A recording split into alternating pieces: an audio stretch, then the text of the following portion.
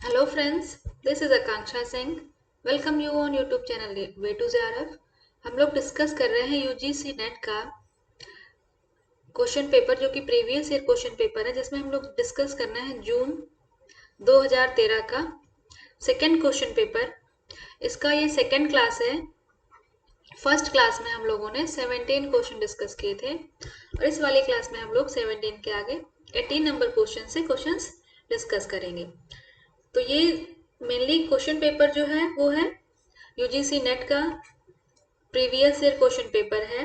But अगर आप home science से रिलेटेड किसी और भी कॉम्पिटिटिव एग्जाम की प्रिपरेशन कर रहे हैं तो ये क्वेश्चंस जो है आपको उसमें भी हेल्प करेंगे।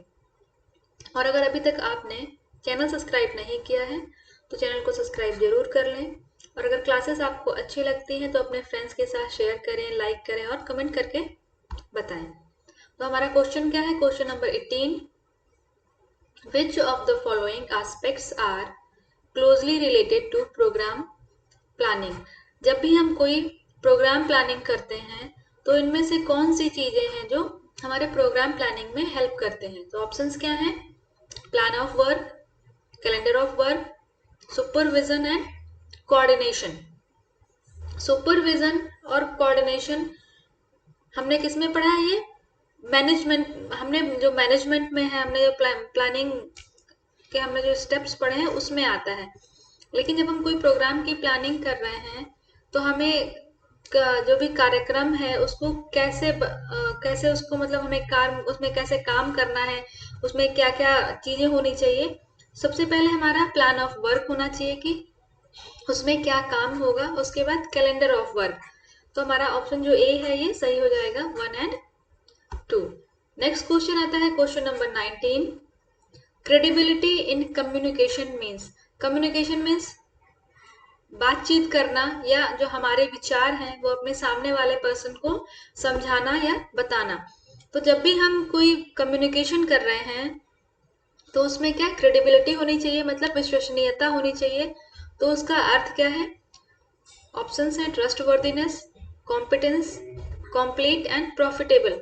तो जब भी हम कम्युनिकेशन कर रहे हैं, हम बातचीत कर रहे हैं और हमको चाहिए कि जो हम बातचीत कर रहे हैं या सामने वाले पर्सन को हम कुछ बता रहे हैं तो उसमें सामने वाला पर्सन उस पर विश्वास करे। तो कैसे करेगा? जब हमारी ट्रस्ट वर्दीनेस होगी और कॉम्पिटेंस होगी, योग्यता होगी। तो हमारा ऑप्शन ए इसमें भी सही हो जाएगा, 1 एंड 2। नेक्स्ट क्वेश्चन आता है question number 20, power of statical test of a mean depends on. कोई भी स्टैटिकल टेस्ट हम कर रहे हैं तो वो किस पे डिपेंड करता है? तो ऑप्शंस क्या हैं? Particular, alternate hypothesis that is assumed true if null hypothesis is false, value of alpha is chosen, size of sample, variability of the population under study। Simple सी बात है, अगर हमारी अल्टरनेट हाइपोथेसिस ट्रू है तो हमारी नल हाइपोथेसिस रॉन्ग होगी, तो ये सही है। वैल्यू ऑफ अल्फा, अल्फा की वैल्यू चूज होनी चाहिए, हमें पता होनी चाहिए। हमारा सैंपल साइज हमको पता होना चाहिए। Variability of the population under study, जो भी पॉपुलेशन हम स्टडी कर रहे हैं उसमें अगर हम कोई वेरिएबिलिटी कर रहे हैं तो हमारे अंडर ऑब्जर्वेशन या अंडर स्टडी में होना चाहिए। तो हमारा ऑल ऑफ दीज, इसका आंसर जो है ये सही हो जाएगा। नेक्स्ट क्वेश्चन आता है question number 21, assertion and reason. Assertion में क्या दिया है? gluten is formed when flour is mixed with water and needed to make a dough। तो gluten क्या है? ये मेनली पाया जाता है व्हीट में, मीन्स गेहूं में। जो गेहूं का आटा होता है, जब उसको पानी डाल के उसको हम गूंथते हैं, जब वो गूंथते हैं तो उसमें ग्लूटेन का फॉर्मेशन होता है। तो हमारा असर्शन तो हमारा ये सही है। रीजन क्या है? It helps in the browning of chapati when cooked by dry heat. तो ग्लूटेन का काम क्या होता है? ये इसका ब्राउनिंग नहीं होता है। ग्लूटेन का काम क्या होता है? जो चपाती उसमें फ्लेक्सिबिलिटी है, सॉफ्टनेस है, ये काम होता है ग्लूटेन का। तो हमारा असर्शन तो हमारा सही है और रीजन हमारा गलत है। तो हमारा जो ऑप्शन ए है ये सही हो जाएगा कि हमारा असर्शन ट्रू है, बट जो हमारा रीजन दिया हुआ है ये गलत है। नेक्स्ट क्वेश्चन आता है क्वेश्चन नंबर 21, असर्शन क्या है? Breast milk is nutritionally tailored made for infant. Assertion दे रखा है कि जो ब्रेस्ट मिल्क है वो बच्चों के लिए विशेष रूप से निर्मित या स्पेशल फॉर्मुलेटेड मिल्क है, मतलब नेचुरली फॉर्मुलेटेड मिल्क है। तो हमारा असर्शन तो सही है कि जो ब्रेस्ट मिल्क है वो इन्फेंट्स के लिए नेचुरली फॉर्मुलेटेड है या विशेष रूप से निर्मित मिल्क है। रीजन हमारा क्या दे रखा है? Breast milk contains the bifidus factor which promotes the growth of lactobacilli and inhibit the growth of E. coli। तो हमारा क्या है, ये हमारा रीजन भी इसका सही है। जो ब्रेस्ट मिल्क है उसमें बाइफिडस फैक्टर होते हैं जो लैक्टोबैसिलस जो बैक्टीरिया है उसके ग्रोथ को प्रमोट करते हैं, और जो ई कोलाई बैक्टीरिया है उसकी ग्रोथ को इनहिबिट करते हैं। तो हमारा इसमें असर्शन और रीजन हमारे दोनों सही हैं, तो हमारा बी ऑप्शन सही हो जाएगा। Both A and R are true. Next है क्वेश्चन नंबर 23। असर्शन क्या है? A purchase order is a list of item given to the supplier. जो हमारा जो एक परचेज ऑर्डर है ये एक लिस्ट है, इसमें आइटम हमें क्या क्या खरीदने हैं ये सारे आइटम लिखे होते हैं और ये हम सप्लायर को देते हैं। उसके बाद रीजन क्या है? It is based on the layout prospectus developed in the food service unit. तो हम बात करते हैं कि इसमें हमारा असर्शन तो हमारा ट्रू है कि हमारी परचेज लिस्ट है हम सप्लायर को देते हैं, वो हमको जो हमारे फूड हमारे जो भी आइटम्स है वो हमको डिलीवरी करके देके जाता है। रीजन क्या दिया है कि जो हमने फूड सर्विस यूनिट बनाई है उसके लेआउट और प्रोस्पेक्टस को देख के हम जो हमें क्या सामान चाहिए वो हम निर्धारित करते हैं। तो जो भी हमें सामान चाहिए वो हम किसको देख के निर्धारित करते हैं? मेन तो हमारा मेन्यू। तो ये हमारा रीजन जो है ये गलत हो जाएगा। तो हमारा असर्शन तो हमारा सही है लेकिन रीजन हमारा गलत है, तो ऑप्शन ए जो इसका है ये सही हो जाएगा। नेक्स्ट क्वेश्चन आता है क्वेश्चन नंबर 24। असर्शन क्या है? People choose to dress in a style that makes a statement about their personality. Simple सी बात है, लोग अपनी पर्सनैलिटी के अकॉर्डिंग ड्रेस पहनते हैं जिससे उनकी जो पर्सनैलिटी है वो उनको मतलब ये है कि उनकी जो पर्सनालिटी है वो उनके कपड़ों में दिखाई दे, या जो जैसा उनका नेचर है वो उनके कपड़ों में साफ साफ दिखाई दे। उसके बाद रीजन हमारा क्या दिया है? As per there wish to be perceived by the outside society. और ये भी है कि उन्होंने जो पहना है वो आउटसाइड सोसाइटी या बाहरी जो लोग हैं या जो समाज है उसके अकॉर्डिंग या उनकी इच्छाओं को जाने या उनकी इच्छा के अकॉर्डिंग पहने। तो हमारा असर्शन और रीजन दोनों सही है, तो बी हमारा सही हो जाएगा। मीन्स यहाँ पे है कि जो पीपल हैं जो लोग हैं ज्यादातर वो अपनी पर्सनैलिटी के अकॉर्डिंग कपड़े पहनते हैं, और ये भी है कि जो उन्होंने पहना है आउटर सोसाइटी जो समाज के लोग हैं उनकी इच्छा को माने और उन्होंने जो पहना है उसको अप्रिशिएट करें। तो हमारा असर्शन और रीजन दोनों सही है। नेक्स्ट आता है क्वेश्चन नंबर 25। असर्शन क्या है? Velvet is delivered on special constructed frame. जो वेलवेट का कपड़ा है इसको जब बनाने के लिए स्पेशल फ्रेम्स होते हैं। तो अगर हम बात करें असर्शन की, हमारा सही है कि जो वेलवेट का क्लॉथ है इसको बनाने के लिए हमारे जो फ्रेम्स हैं वो अलग स्पेशल फ्रेम्स होते हैं। उसके बाद रीजन क्या दिया है? It prevents the pile from getting crust. और जो वेलवेट में क्या होता है, ऊपर सॉफ्ट सरफेस होती है, इस पे कट पाइल और अनकट पाइल्स होते हैं।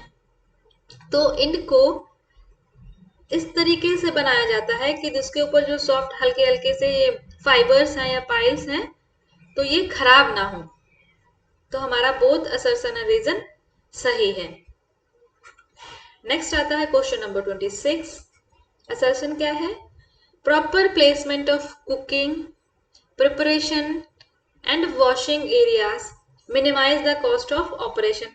जो भी हमारा अगर किचन है उसमें जो हमारा कुकिंग एरिया है, उसके बाद प्रिपरेशन एरिया है और वॉशिंग एरिया है, ये अगर इनको अच्छे से एक साथ प्लेसमेंट इनका प्रॉपर प्लेसमेंट किया गया है तो इससे जो हमारा कॉस्ट ऑफ ऑपरेशन है, मतलब काम करने के लिए वहां पे हमें जितना टाइम लगना है, हमारी जो एनर्जी लगनी है वो मिनिमाइज होता है। तो हमारा ये असर्शन हमारा सही है।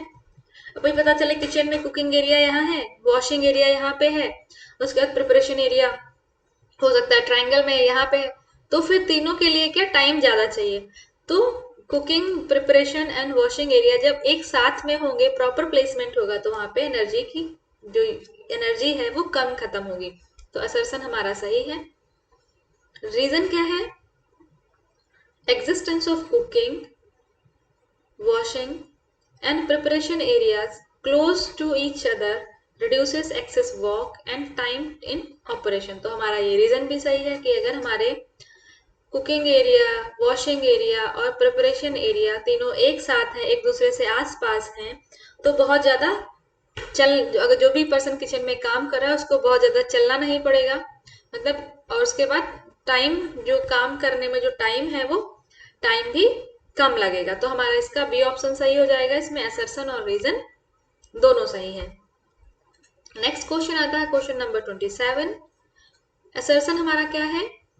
Prematures tend to make good social adjustment throughout life than born full term। यहाँ पे बोला गया कि जो प्रीमेच्योर बेबीज होते हैं उनका सोशल एडजस्टमेंट ज्यादा अच्छा होता है देन फुल टर्म, जो फुल टर्म बेबी बॉर्न हुए हैं। तो ये तो हमारा असर्शन तो गलत है। जो प्रीमेच्योर बेबी हैं इनका सोशल एडजस्टमेंट अच्छा नहीं होता है इन कंपैरिजन टू जो फुल टर्म बेबी बॉर्न हुए हैं। उसके बाद हमारा असर्शन गलत हो गया। हमारा रीजन क्या है?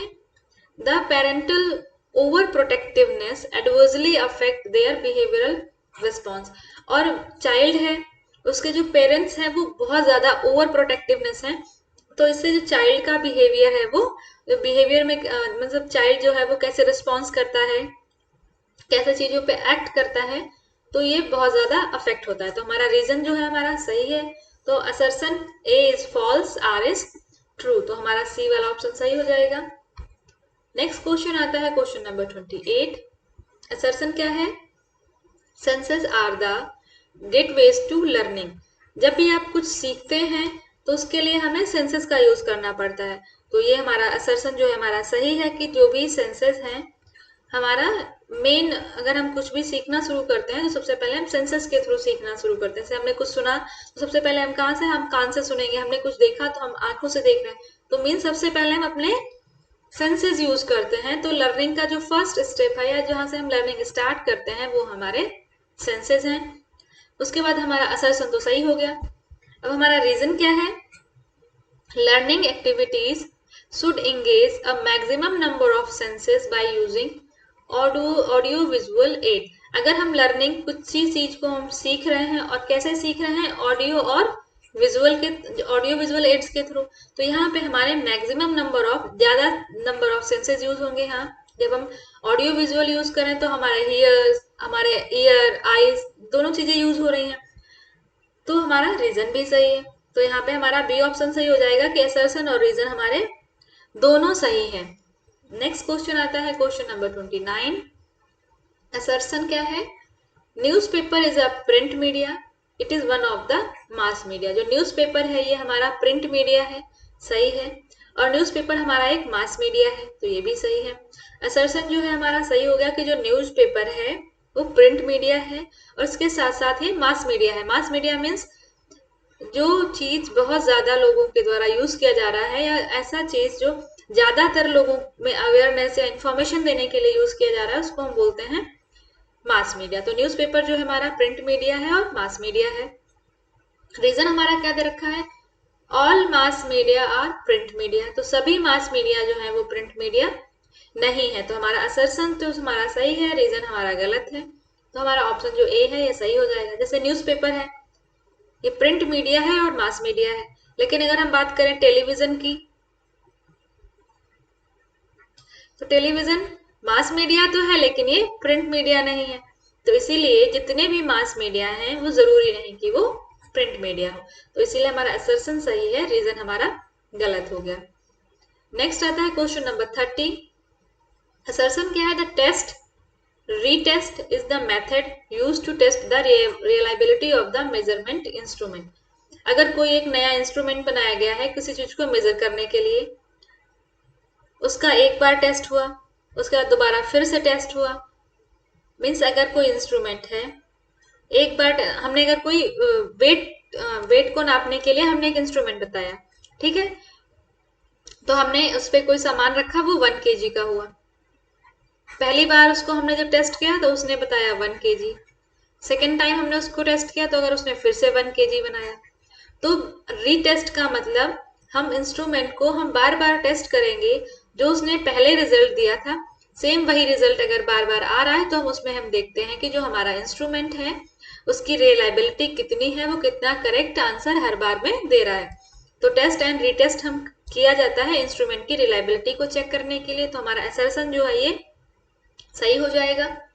उसके बाद हमारा रीजन क्या है, the measurement should instrument to collect data should have both reliability and validity. और जो हमने मेजरमेंट इंस्ट्रूमेंट बनाया है वो रिलायबिलिटी होने के साथ साथ उसमें वैलिडिटी भी होनी चाहिए।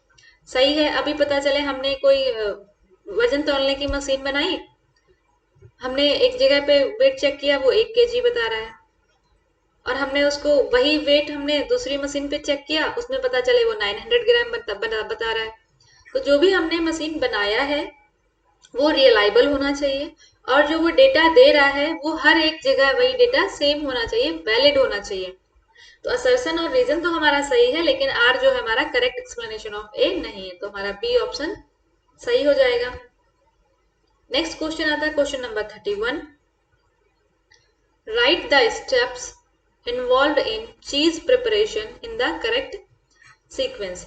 जब चीज प्रिपरेशन के कुछ स्टेप दिए हुए हैं और इन स्टेप को करेक्ट सीक्वेंस में लगाना है, तो ऑप्शंस क्या हैं, addition of enzyme, curd cutting and cooking, acidification of milk, curd draining and sedaring, pasteurization of milk, salting and pressing, उसके बाद ripening। जैसे आपको अगर जब सीक्वेंस में लगाने हैं और सीक्वेंस आपको समझ नहीं आ रहा है तो कुछ टर्म्स होते हैं जो हमें मिल जाते हैं, जैसे पास्चराइजेशन ऑफ मिल्क।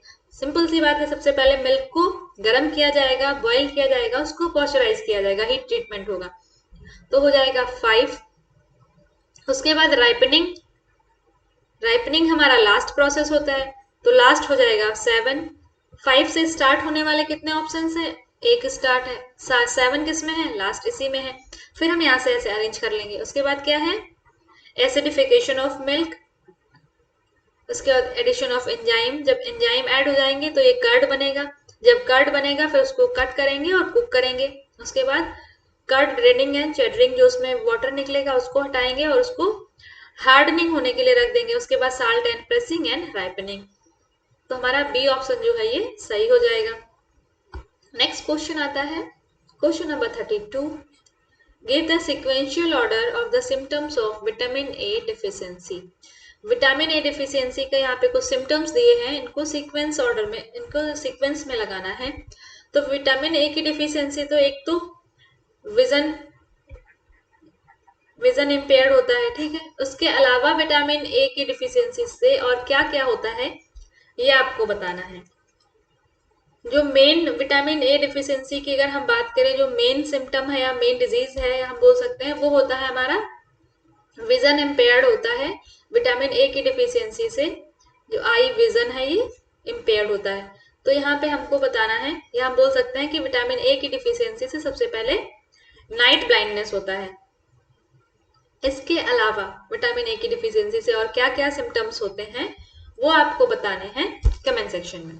तो सबसे पहले है नाइट ब्लाइंडनेस, केराटिनाइजेशन, ज़ेरोफ्थैल्मिया एंड केराटोमेलेसिया। सबसे पहले हमने क्या है, हमारा नाइट ब्लाइंडनेस 1, और केराटोमेलेसिया हमारा लास्ट ऑप्शन है, जहाँ पे जो केराटिन है, जो हमारा आंखों में जो लास्ट में इधर रेटिना के आगे रेटिना है, जो वो बिल्कुल उसमें क्या वुंड हो जाते हैं और वो पानी की तरह बहने लगता है, तो इसको हम बोलते हैं केराटोमेलेशिया। तो ये हमारा लास्ट में आ जाएगा। नाइट ब्लाइंडनेस हुई, उसके बाद सबसे पहले होगा ज़ेरोफ्थैल्मिया, मतलब ड्राइनेस ऑफ आई।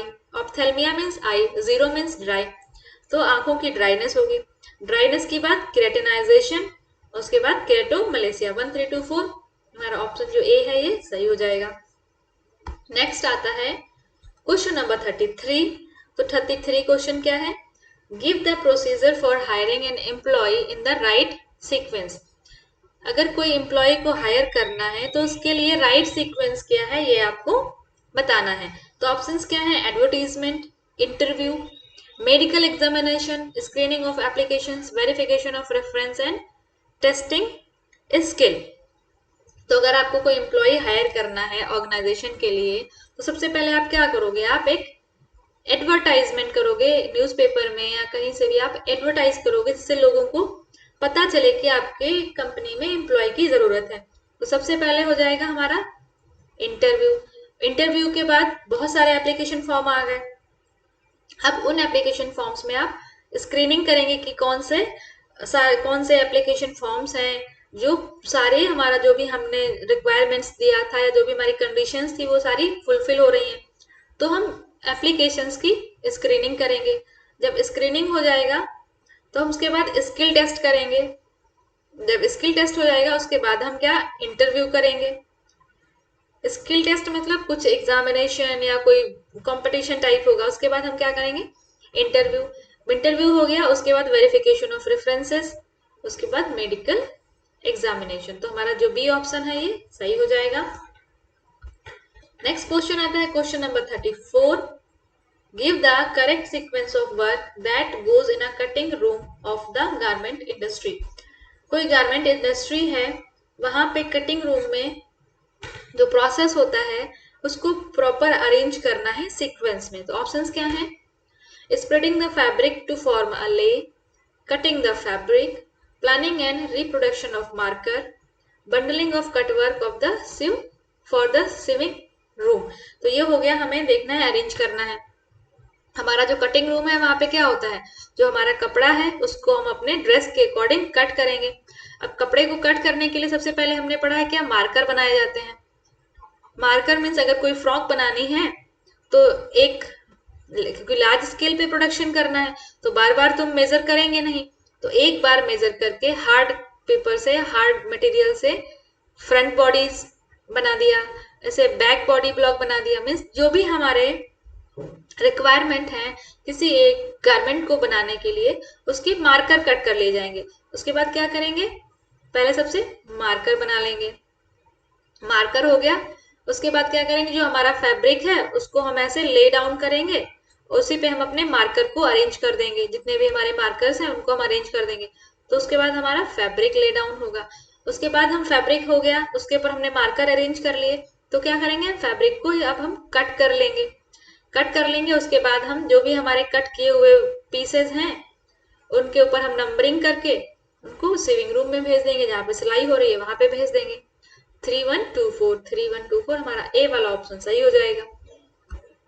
तो क्वेश्चन था जो आपके लिए कि विटामिन ए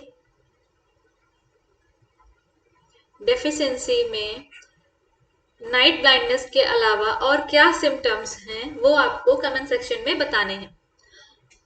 और अगर आपको वीडियो अच्छा लगा है, क्लास अच्छी लगी है, तो अपने फ्रेंड्स के साथ ज़्यादा से ज़्यादा शेयर करें।